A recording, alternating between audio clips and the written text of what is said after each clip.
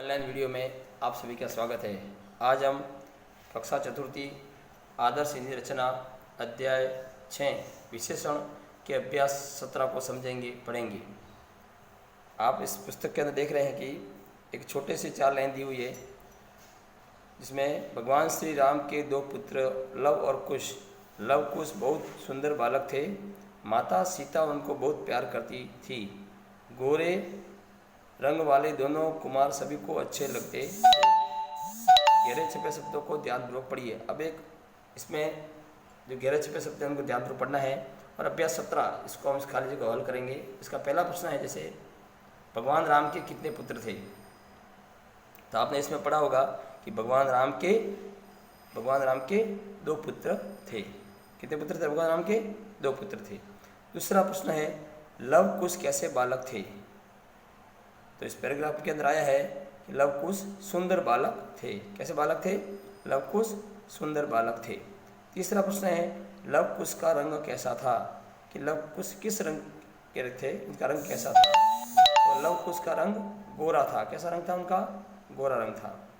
प्रश्न चौथा है, दोनों कुमार सभी को कैसे लगते थे। जो लव और कुश दोनों कुमार थे वो सभी को कैसे लगते थे। तो इसका उत्तर होगा अच्छे लगते थे।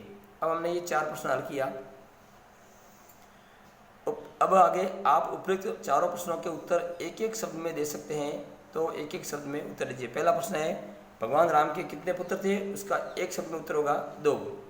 फिर दूसरा प्रश्न है, लव कुश कैसे बालक थे। इसका एक शब्द में उत्तर होगा सुंदर।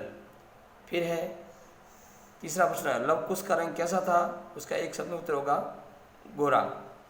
फिर चौथा प्रश्न है, दोनों कुमार सभी को कैसे लगते थे। इसका एक शब्द में उत्तर होगा अच्छे लगते थे। तो एक एक शब्द के इसके उत्तर है। फिर प्रश्न क्रमांक 5वां है, उपयुक्त चारों शब्द किनके गुण या विशेषता बता रहे हैं। जो चारों शब्द है, 2, सुंदर, गोरे और अच्छे, ये किसकी विशेषता बता रहे हैं। तो ये किसकी विशेषता बता रहे हैं? लव और कुश की। किसकी विशेषता बता रहे हैं? लव और कुश की। अब प्रश्न क्रमांक 6 है, चारों शब्दों से लव कुश की क्या क्या विशेषता प्रकट होती है। जो चारों शब्द थे, सुंदर, अच्छे, 4 शब्द हैं, उनसे इस लव कुश की क्या विशेषता प्रकट होती है। तो इसका उत्तर होगा उनके गुण की विशेषता होती है कि गोरे थे, सबको अच्छे लगते थे। और उनकी संख्या की विशेषता प्रकट होती है, जैसे वो 2 थी, तो इनकी गुण की और संख्या की विशेषता प्रकट होती है। अब आप समझ गए होंगे कि विशेषण किसे कहते हैं। तो विशेषण की परिभाषा अपने शब्दों में लिखिए। अब हम समझ गए होंगे कि विशेषण किसे कहते हैं, मतलब विशेषण किसे कहते हैं। यानी संज्ञा और सर्वनाम की विशेषता प्रकट करने वाले शब्दों को विशेषण कहते हैं। संज्ञा और सर्वनाम, लव कुश है, वो क्या था? संज्ञा थी। तो उसकी विशेषता प्रकट करने वाले शब्द जैसे गोरे, अच्छे, सुंदर, ये सब क्या है? सर्वनाम शब्द है। तो संज्ञा लव कुश उसकी विशेषता प्रकट कर रहे थे, गोरे, अच्छे, सुंदर। तो ऐसे शब्दों को विशेषण कहते हैं। संज्ञा और सर्वनाम की विशेषता प्रकट करने वाले शब्दों को विशेषण कहते हैं। अब आप समझ गए होंगे कि विशेषण किसे कहते हैं।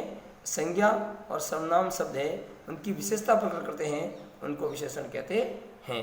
आज हमने अध्याय इसको 17 को पढ़ा, उसमें विशेषण जो इसको समझा। इसके जितने प्रश्न हैं उन खाली जगहों को आपको अपनी हिंदी आदर्श हिंदी रचना की पाठ्य पुस्तक जो है उसके अंदर इन खाली जगह को हल करना है। जय हिंद, जय भारत।